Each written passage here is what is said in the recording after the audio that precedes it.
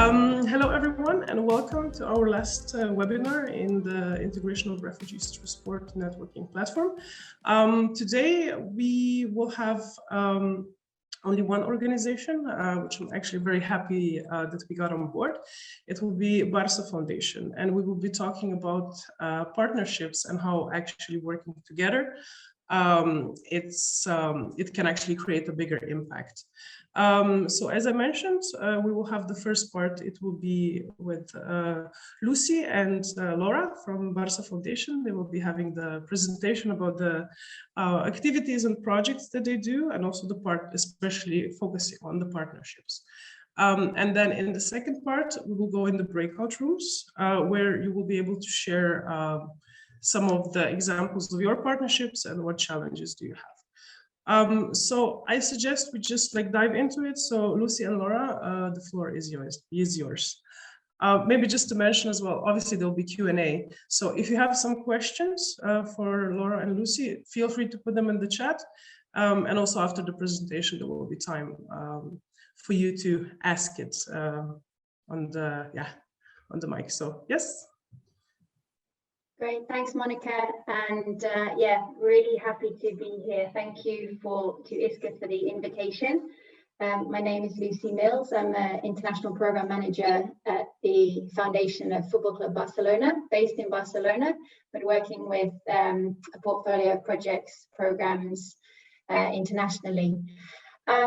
First of all, can I say that the attendance, the turnout is really, really high, and ISCA must be doing something right with its webinars, and so it's really good to see. And you know, I think for us, we're relatively new to the platform, and it's actually been a really big source of ideas and inspiration and connectivity. It will be our first time as well at the Move Congress next week, so yeah, we're really happy to be part of this community. Yeah, I will be leading today's session with my colleague Laura Sentis, who is also here somewhere. Laura, I don't know if you want to quickly say hi before we open up the presentation. Yes, hello everyone, and thank you for attending to this webinar. I'm very excited to share also my experience within the refugee projects that Barca Foundation is leading for the past few years.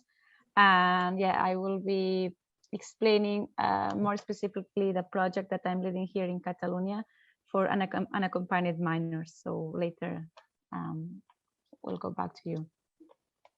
Great, thanks Laura. So I'm going to share a presentation that we have prepared, and let me just load the presentation.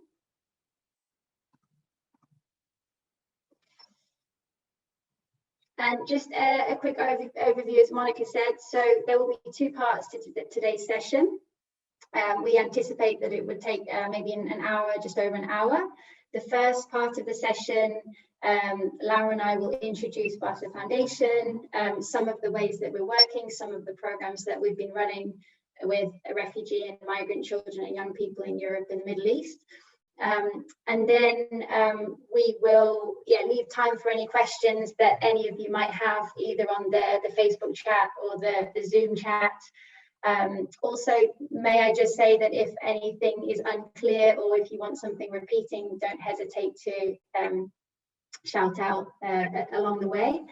And then we'll move into the second part of the session, which will be in the form of breakout groups to exchange and share ideas and challenges and practices around partnerships for greater impact.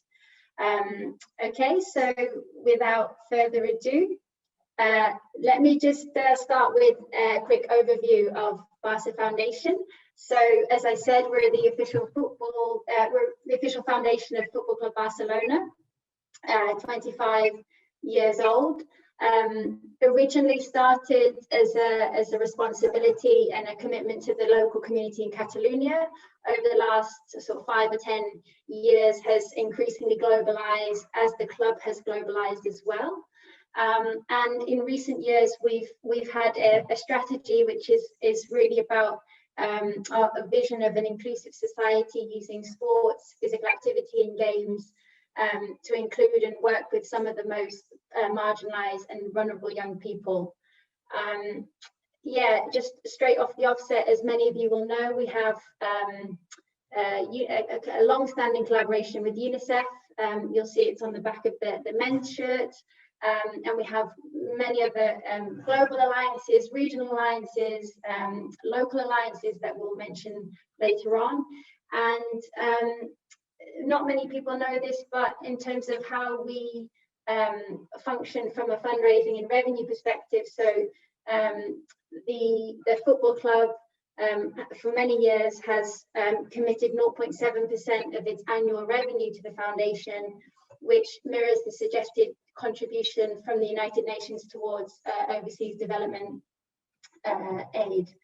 And then the players, so the athletes in the first teams also donate a percentage of their salary to the foundation as well. So there's a quite a big commitment that is felt throughout the club towards the foundation. I'm going to dig straight into the programs. Laura and I are in the programs team. We've been in the programs team for a number of years now. And just to break down really the key elements of the programs, how we typically work. So as I say, we have programs here in Catalonia and indeed throughout the world. We usually collaborate with community organizations, grassroots organizations that are really well positioned, that are in direct contact or have expertise of the children and young people who are in the program.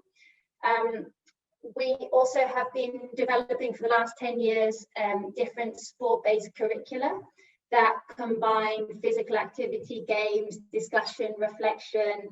The name of the curriculum is called Football Net, and we also have different adaptations of the curriculum depending on the age group of the young person and depending on the context or the different social area. And the curriculum has been the anchor for long-term programs delivered over a long period of time. And we really believe in this creation of consistent, regular, safe spaces that are inclusive, that are fun, that are participatory, so that every young person, irrespective of their ability or where they're coming from, can fully enjoy and make the most of these safe sessions. We also provide programmatic support. So when we're delivering programs, we train young leaders and coaches and educators in our methodologies. We then provide ongoing training and support. We have seen over the past few years some of the main objectives and social outcomes are around emotional well-being, physical well-being, the acquisition of life skills, discussion of values, and social inclusion as a big strategic theme that we have within the foundation. A couple of years ago, we developed and we have been evolving a sustainability framework. I mention this because when we talk about partnerships, and we'll come on to this a bit later, it's very relevant here because we believe that we're not just defining sustainability in the very narrow sense of continuing with the project, right? But actually we have a very broad definition of sustainability, and so our framework that we continuously revisit and evolve has 4 different elements. So of course the first one is that the methodologies or the programs continue. The second one, we're seeing increasingly that as we're working with local organizations and delivering sports-based methodologies, that more organizations are starting to recognize and incorporate sport as a tool within their own strategies. And so we believe that this institutionalization of sport as a tool within organizations is a really strong legacy of the programs that we run. The third one in the area, of course, Barca Foundation, seeking funding and seeking support to continue its programs. But also we've had many fantastic examples where through partnerships, the organizations that we work with have been able to secure additional funding and grow their own programs and take themselves off in a different direction, with or without Barca Foundation. And then the fourth area around knowledge and skills. So again, we know that we're working with coaches and educators and leaders and volunteers and participants, and there's a really strong transfer of knowledge and skills, and young people gaining jobs, young people getting internships and opportunities. And so again, really another fantastic example of program legacy. And so within this framework, we've developed indicators that we revisit and we update. And as you can see, actually, probably within all of your own projects, there are many different ways that you can define sustainability.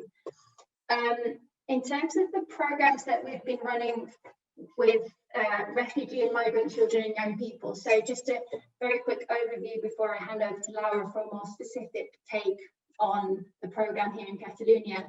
So since 2017, we've been running sports-based programs to promote emotional well-being, physical well-being, social inclusion of young people in refugee camps, in informal settlements, or in accommodation centres and shelters. And we've been running programs here in Catalonia, in Italy, in Greece, in Lebanon, in Denmark and Germany. So again, linking up with grassroots community organizations, transferring training in methodologies and then providing ongoing programmatic support. And here are some of the objectives and outcomes that we have been measuring and revisiting over the past few years. I'm whizzing by, but in the essence of a short time, I want to hand over to Laura, who will go into more detail into the program that we have here in Catalonia with unaccompanied minors. And there you can see how a Barca Foundation program looks and kind of bring it to life a bit more. So I'm just going to hand over to Laura. Thank you, Lucy. Well, as Lucy mentioned, over the past few years, we have been working with refugee children and youth around the world, in Greece, Italy, and also here in Catalonia. And we had several learnings from that, from our programs in the field. And what we could realize is that, yes, we were working through a sports-based methodology to promote social inclusion of these children and youth, but specifically for the group of the youth, which most of them were unaccompanied minors, meaning that they had no family reference and they had really specific needs. We identified these needs and we thought that we could adapt our programs to work more deeply on the needs that they have, to transfer those values that they need probably to transition into adulthood, and of course provide them with different tools, information and networks that will help them in the future to enter the labor market. So to do that, of course, Barca Foundation has its own methodology that is based on sport, games and physical activity.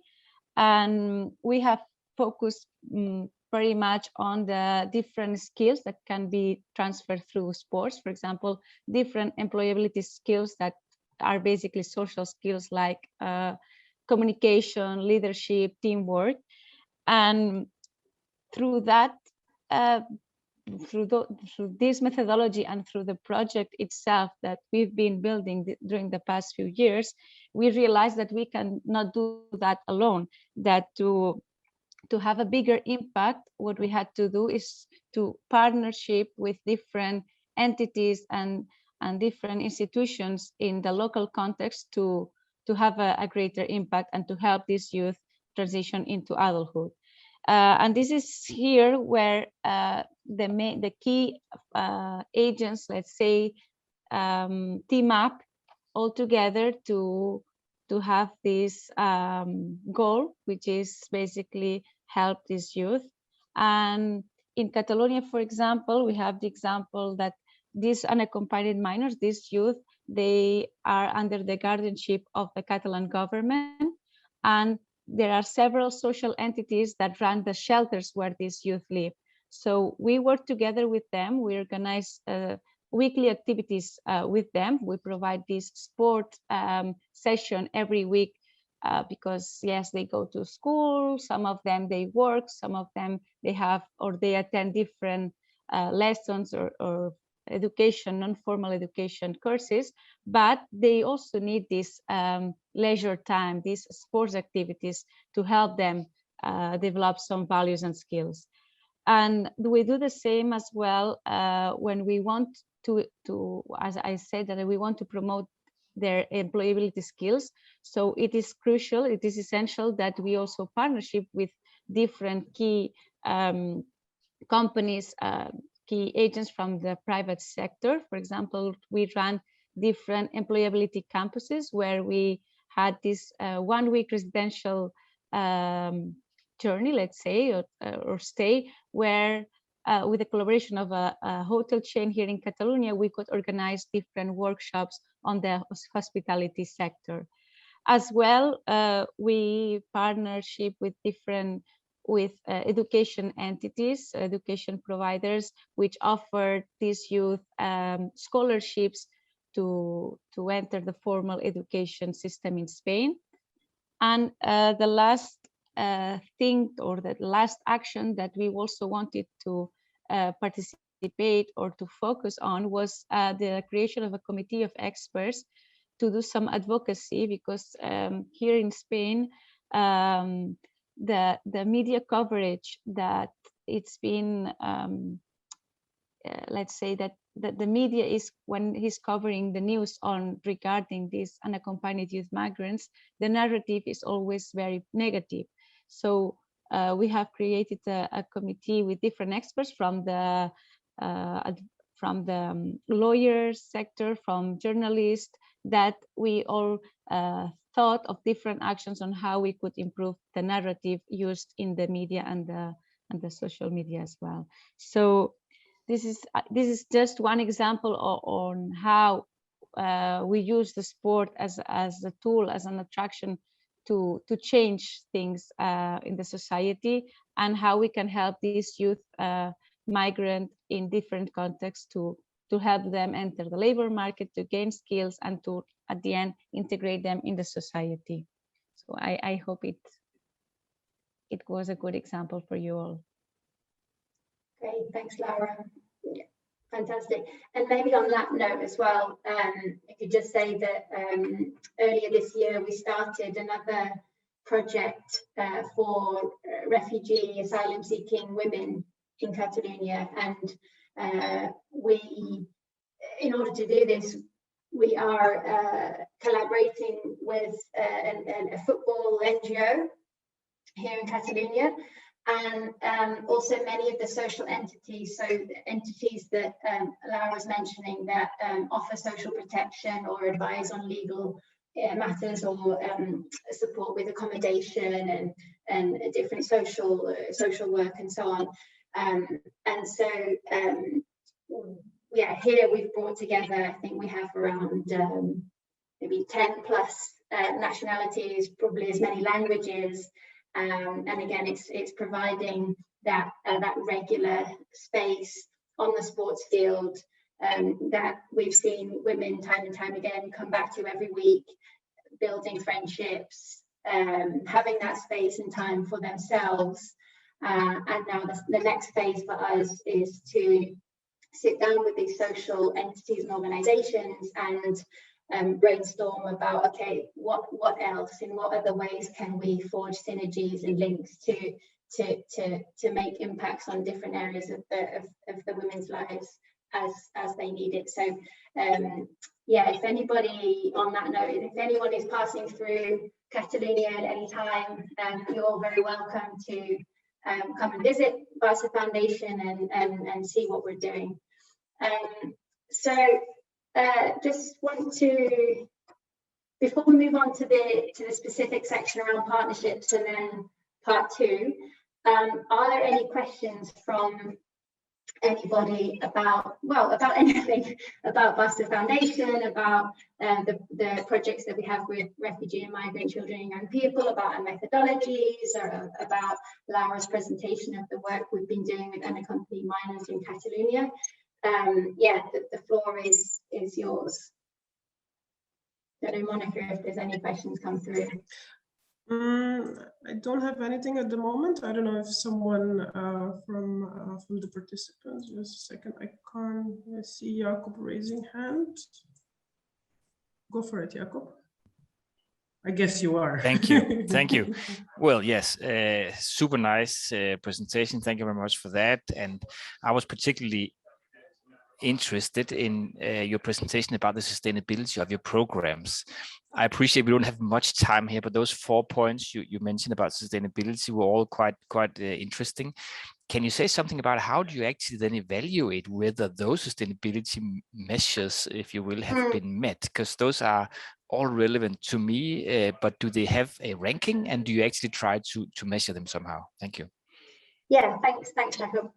Yeah, we developed a sort of working paper first of all, which was quite organic in the way that it developed. So it was observations, it was things we picked up in reports, it was in feedback from program team, it was funders, it was matched funding requirements from funders. It was quite broad, and we realised actually there's so many different ways to define and interpret and talk about sustainability or legacy or whichever word. So it started off very broad, and then we started, I think 2 or 3 seasons ago with these 4 kind of grouping together different ideas and themes into these 4 areas.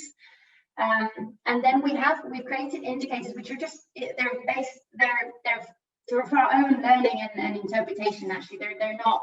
I don't know if they're scientifically rigorous or anything like that, but we use them internally to have conversations with the programs teams and at least to try to put some order to the chaos of programs. And so one area was particularly with the matched funding. We had it was actually provoked or challenged by a funder that said, okay, for us to fund this program, we want Barca Foundation to identify additional funding in both in-kind and financial ways. And so we had to evidence that. So we had to evidence the funds that we had fundraised, and then we thought, okay, let's look into the in-kind funding. And that was really the start of this development of the framework, because what we saw and what we realized is that there was so much more going into these programs than we had realized. And when we counted the value of the in-kind contributions, we realized that it was almost, let's just say if a program was 200,000 euros, the in-kind value from many different sources was 150,000, so making project really quite big, from transportation from parents, from snacks provided, from insurance, from local organizations, from time from educators, from governments giving fields, from lots of different things. And then we realized actually the program is touching on many different areas of people's lives. It's the families coming to the pitch, it's the organizations growing in their own knowledge of sport for development. So that's where it started.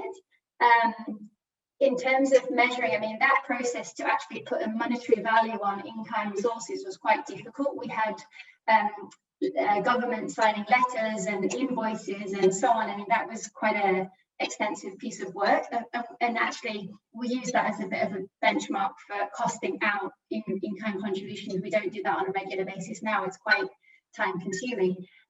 But then other indicators around jobs attained, yes, we do, and other training opportunities. And so we've tried to make there's probably around 4 or 5 indicators per section. They're quite simple, and some of them are more tangible than others.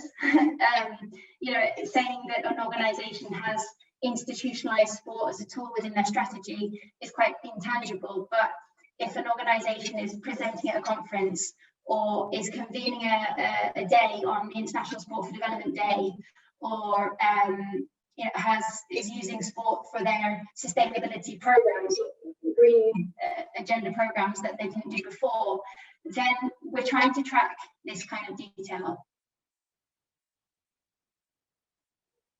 And Jacob, we'd be more than happy to share this document with you as well, by the way.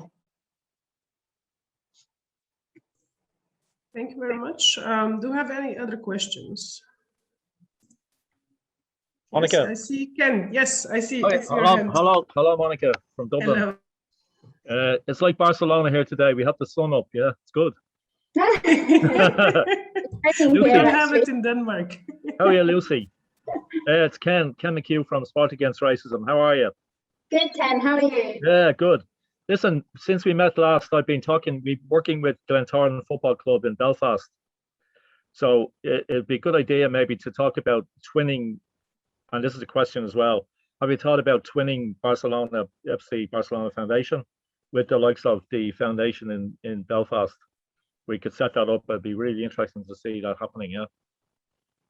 Thanks, Ken. I know you always put me on the spot in these forums. Yeah, I know. Yeah, that's my job.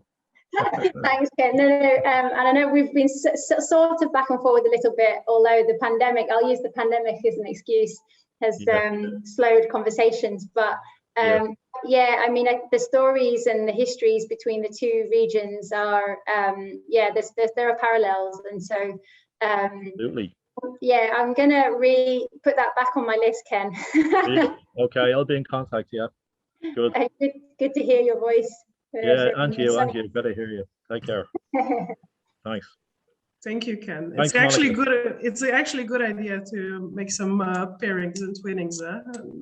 Transfer the knowledge. I mean, the experience is amazing. And of course, we had a Dublin guy who was the manager and coach of Barcelona during the in the Civil War. You know, he brought the team to Latin America, get out of the conflict. Amazing history. Anyway, that's the story. Thank you very much, Ken. Thanks. All right, cheers. Do we have any other questions? Nope. Okay, I don't see anyone waving or anything. Yes. Okay, Lucy, should we then go into the breakout rooms? Do you want to give us like a quick overview?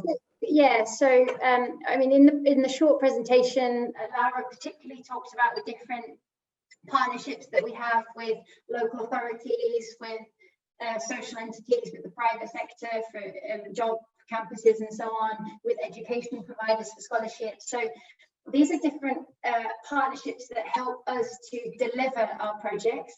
But I think also another interesting way to think about partnerships is that is to help deliver or address other needs that children and young people have in our programs. So just at the moment, so Barca Foundation, we're actually entering into a new strategic cycle. One of the things that we've been tasked to do is to revisit the context when we're working, to revisit the needs of participants in our programs. Of course, we know that during COVID and off the back of COVID, there are changing needs, and particularly around emotional well-being, access to education, re-establishment of routine, and so on. So, and these re-establishment of these safe spaces. And so we do know that needs of particularly refugee and migrant children and youth are pronounced and need to be looked at. So we're being tasked, and I think this is relevant for our entire sector, is to really look at what other actors are in the context where projects are, and who is doing what, and kind of revisiting this mapping that we don't generally do when we design programs, and thinking about again, using that example of in kind or in kind value contributions to help collectively deliver the project, but also to potentially address other areas of young people's lives that maybe, because we've been so focused on delivering sport, that we haven't thought about using the platform of sport to look at educational needs or nutrition needs or psychosocial needs. So this is a topic that's very relevant for Barca Foundation right now. It's an exercise that we're actively doing within our programs teams, acknowledging the changed environment, acknowledging the changing needs of refugee and migrant children who are often in transit and moving a lot. And so with that in mind, again, we have this nice infographic that it's something that has been floated around internally with us about how we situating our projects to within other social spheres. You know, and I mentioned health and nutrition and psychosocial support where relevant. So for the breakout groups, what we're going to do is we're going to divide the groups, I think, into groups of 5 or 6 people.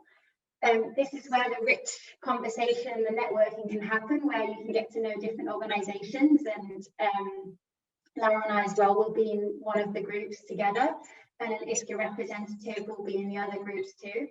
And with this partnerships collaboration hat in mind to maximize and deliver your projects, but also to potentially meet other needs and other areas of your participants, we have some questions here which we would like you to share an example. It can be one concrete example of working with local authority or working with an NGO in the same setting, or individuals or the private sector, and share with us what does this collaboration look like in practice. Often there's not a monetary exchange, often it's there's a set of commitments from each party, and explain to us what the benefits as well are. And actually there might be some really good examples that we can take away into our own respective work. And yeah, so I think that's like the main question that I think we should start with and reflect on. And then the second question is, yes, we have partnerships because we know the sports programs that we want to deliver with our young people, but I would like us to also reflect on, are you thinking about what the other needs of participants in the programs are, and whether there are different partnerships that you have in place that are connecting young people to schools or education or after school programs or non-formal education, you know, different, and it can be any need that you've addressed for young people. And then final question, not to end on a negative point, but to really help thinking through, okay, well, it's not always easy having these collaborations, and maybe what some of the challenges, or what are some of the ways that you've been able to forge some of these partnerships, you know, in a difficult context that we're all working in. So if those questions and areas of conversation are clear, if we don't have any more questions, Monica will put us into these small groups, and we will have about 20 minutes together. What would be great is if when we go into the group, you say your name and the organization that you're working for, just like a little bit of introduction. And then we hope that it's a productive time of sharing and really making the most of these small groups. Yes, thank you very much, Lucy and Laura. Actually, at this point, I'm just going to say goodbye to the Facebook Live viewers. So until next IRTS webinar, thanks very much for being with us, and hopefully we'll see you somewhere. Okay, I hope you had nice discussions and sharing and networking, getting to know each other from all over, from different places. So I'd like to ask, maybe just to share some of the things you discussed in the groups with everyone. Who's first? Me. Oh, yeah. Okay. I'm totally appreciating if Laura, if you want to go, by all means. No, okay. I had a fantastic group, good engagement, and there was a very hostile attempt to try to pull out one of my participants, the only female in the group, to another one, and that was luckily not successful. So a very good group, good energy, and we discussed these partnerships from the starting point, firstly, of identifying the resources, finding the money, right? And that is a challenge that I think we can all recognize, but it actually evolved into something very interesting in terms of the challenges of the partnerships, that not only do you need to have a lot of time, you also need to have the ability, as one participant put it, to juggle many different partnerships, many different interests, and they're not always aligned. And that brought us to the point, indeed, that we do have a need to set the ethical basis for these partnerships. What are our interests? What are our strategies? What is it that we want to actually achieve? Because I think it's important to be clear with your partners what you expect and what your value-based starting point is. And it was also said you have to be clear what you expect when it comes to funding, for instance, to be frank and open what this is really demanding instead of just fighting for the pennies.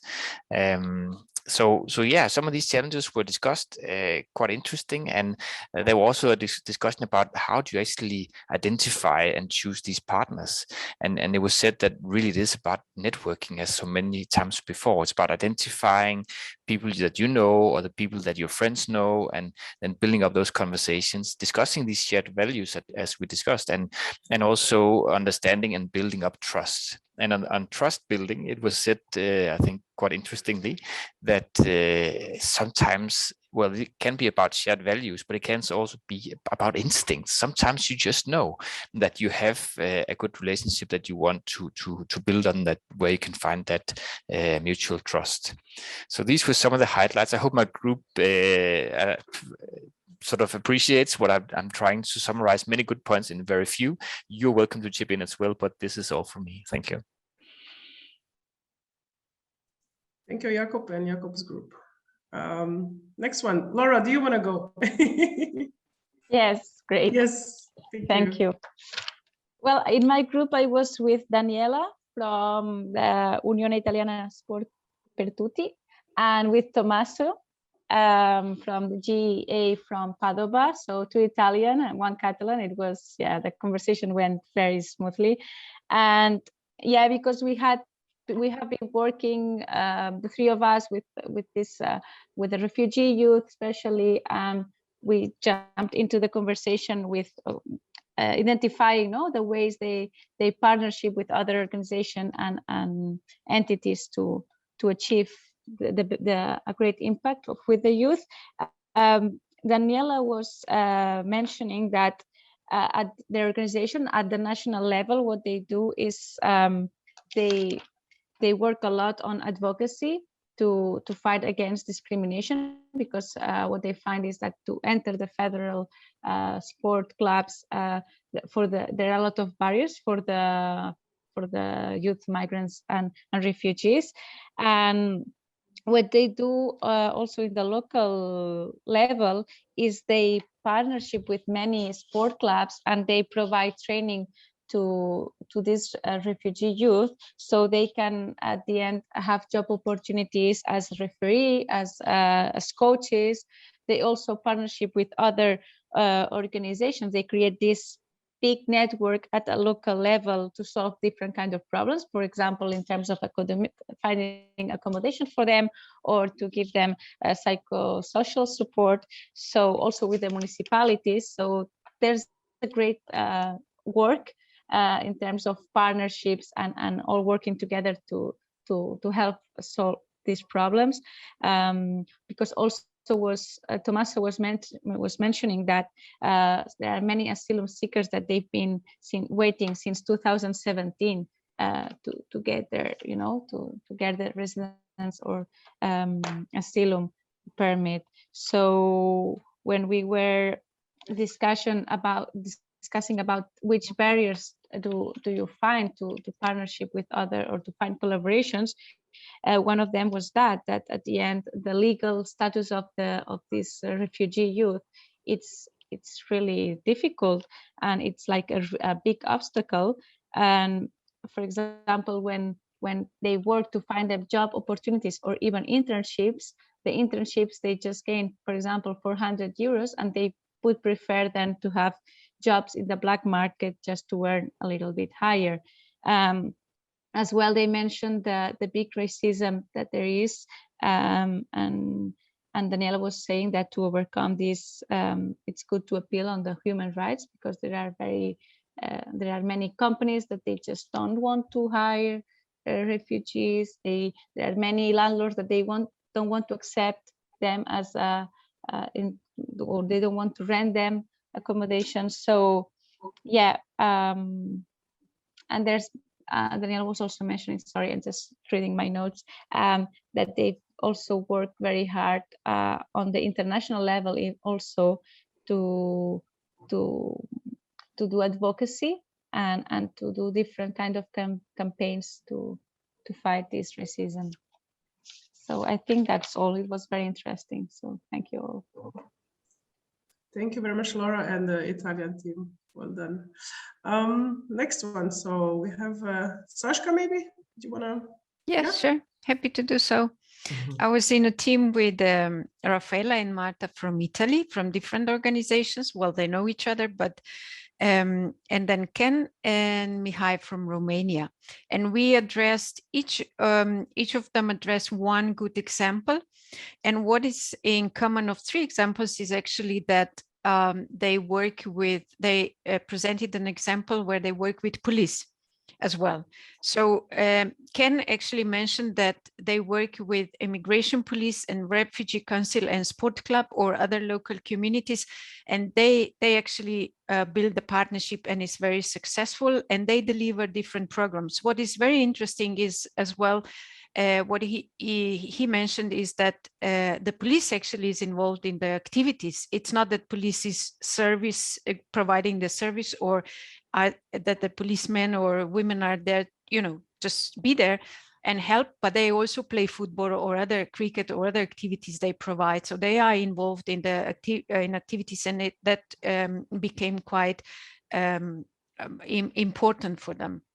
And in Romania, for example, also Mihai mentioned that border police, this is what is the Romania, Ukraine, and Moldova, those three countries. In this area, the border police actually is involved together with clubs and schools. They're working together and they provide activities as well. So that was also very interesting. And also Raffaella mentioned that in WISP is a national organization in Italy, but because it is placed in different local areas, they work with welcome centers, with police as well, and with local authorities. And this is very important that they come together and speak the same language. Well, it's not that they always speak the same language. Sometimes in some local communities, it's also clear that the local community actually doesn't allow police to be involved. Police, they want to be involved, but the local authority just stop them and don't allow them to be involved in the local, in the sport activities. And Marta, that is working in Rome in the Liberi Nantes. Liberi Nantes is a local club that is organizing activities for refugees. Mentioned that how important it is not just to have organizations or institutions being involved as a partners, but local people, so that they need to believe that this club is really needed here, and that local people can also join and be involved as a partners actually, and together with schools. But also when they work with schools, they also find out how it's important to work with families all families, kids and parents and the school, and not just school as such as an institution with principals and the teachers. And then we also address the challenges, and one challenge that is common in all countries is the language. So how to not to talk the same language as such in providing the activities, but language, getting in, understand, give the clear guidelines, because the refugees are coming with a different background, situation, culture, financial background. And what kind of the sport activities to choose, that was also mentioned as a challenge, so that football, it doesn't work in all countries or in all local communities. Then there are women we would like to involve and need to be involved, and what kind of activities we can provide for them. So that was also mentioned. And then some kind of common in general solution or suggestion that came out is communication, communication, communication. Be clear, be polite, and come with as a partnership, build a trust on a common message, so that you all speak the same language when you go out. So if it is a school, local community, and a police, have the same, of course, same goal, but also use the same terminology. Is that the right word? So the same words, the same messages, so that everybody understand, okay, we are on the same train, same track, so we can really work together, so that people that are approaching us, or they are a little bit like, reserved, and they don't know, they know that there is a partnership that has a common goal and language. And of course, raised awareness about this common goal in the local community or regional community, and also understand the power of advocacy. That was also mentioned. That was a powerful group. Thank you. I hope if someone has something to add, so please, yeah, thank you. Thank you, Sashka, and the group. Final one, Lucy. Yeah, fantastic. So many very concrete and yeah, very action-oriented conversations. I think that our group, we had much more of a philosophical conversation. Yeah, I was with Lou in Brazil, who was multitasking, attending a patient at the same time.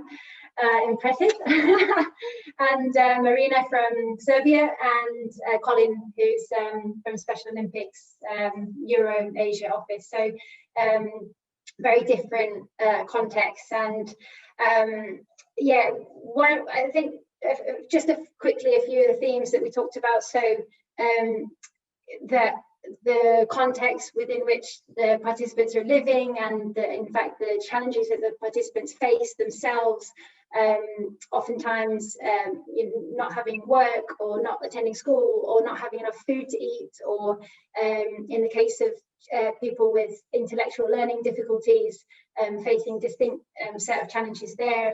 And so the challenges that participants face present a lot of difficulties to operate, and anyway, it's like the starting point. And so that we talked about, like knowing your expertise and knowing your specific contribution, and then yeah, looking for those who have different areas of expertise. I think it's one really important one.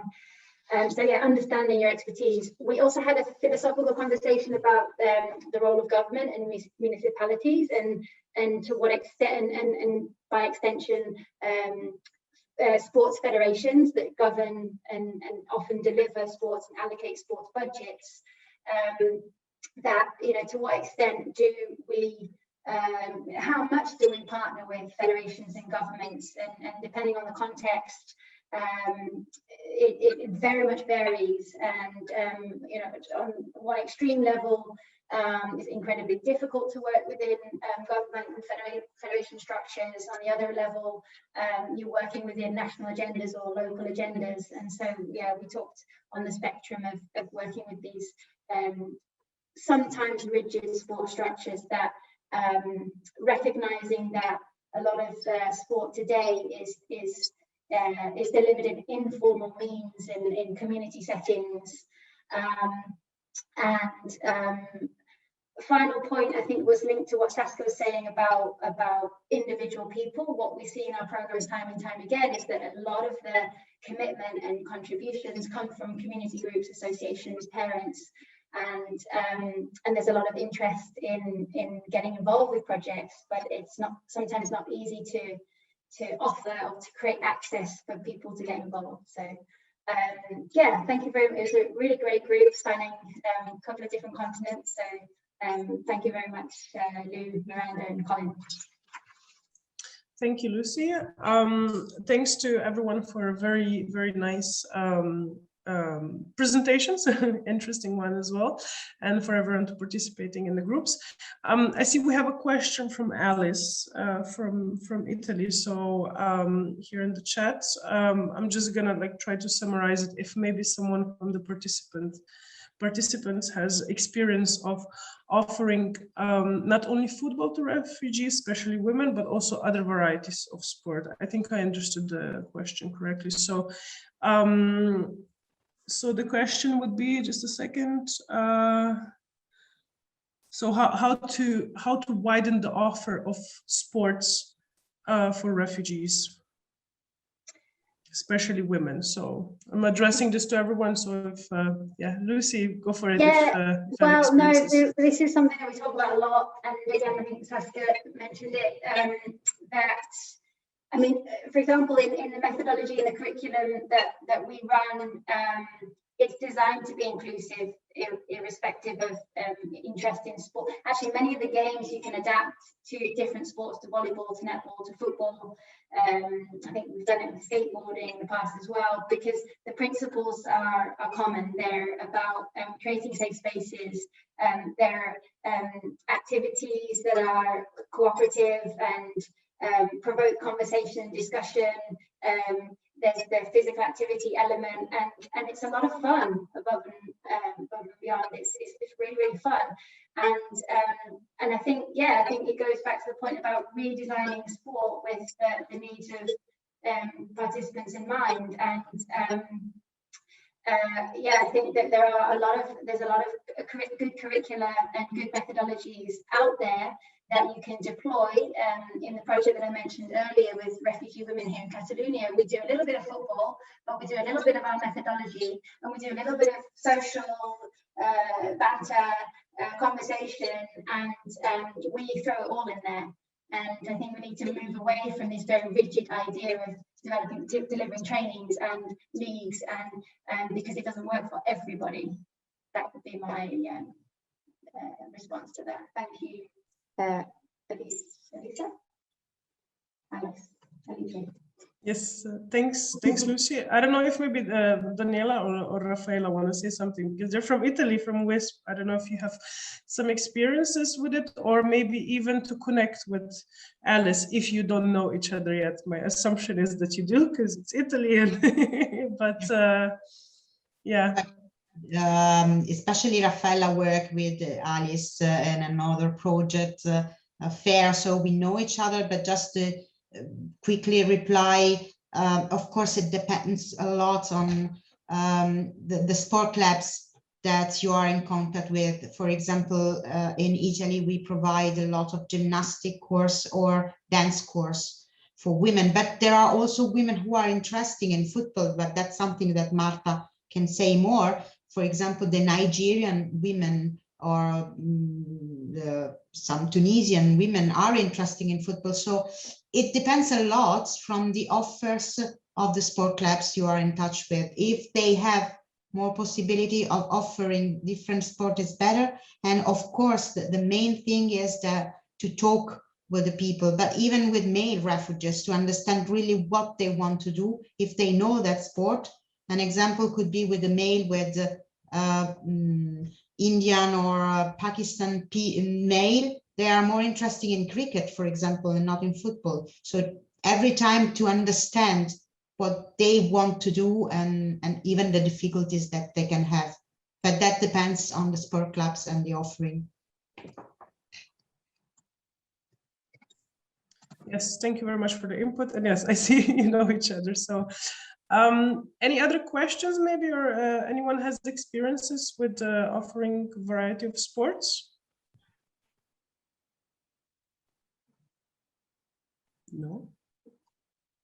Okay. Ken, sure, go for it. Just a second, you need to unmute, yes. Yeah, I'm on.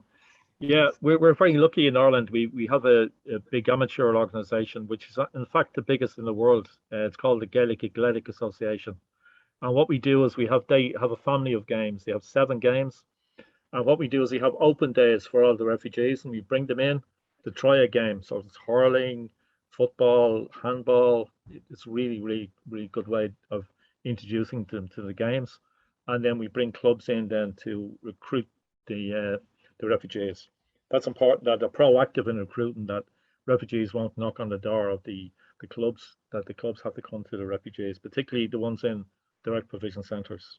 Yeah, thanks. Thank you. I think that's actually very important. Yeah, that refugees usually they wouldn't maybe even know that there's a sport club for something. So yes.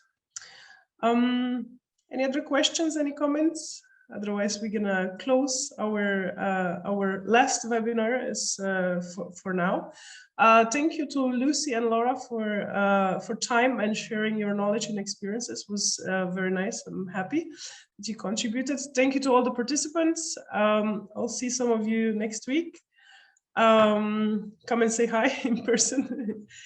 And thank you also to ISCA team for support as usual. So we'll keep in touch for further IRTS opportunities and everything. But yeah, the biggest one is next week, obviously. So I'm looking forward to seeing you all as well at the IRTS workshop that we're preparing, also with refugee leaders. So I have to admit there's a lot of passion from the heart in the workshop. So I hope you will feel it too, at least from our refugee leaders and everyone. So yes, thank you so much, and see you soon.